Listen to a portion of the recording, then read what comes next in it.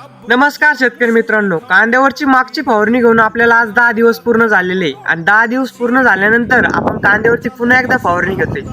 ही फवारणी आपण कशासाठी घेतोय? धुळीच्या प्रादुर्भावामुळे आपले जे कांद्याचे शेंडे जळत आहे त्यासाठी आपण बुरशीनाशक घेतोय। बुरशीनाशक आपण रिडोमी गोल्ड हे बुरशीनाशक त्यावरती घेतोय आणि कांदा जो पिवळा पडत आहे त्यासाठी आपण मायक्रोन्यूट्रन घेतोय आणि कांद्यावर थोडाफार थ्रिप्स जो आहे तो थोड्या प्रमाणात दिसतोय त्यासाठी आपण शार्प हे कीटकनाशक त्यावरती घेतोय आणि ही फवारणी आपण आजच्या आज लवकर 10 दिवसानंतर घेतोय।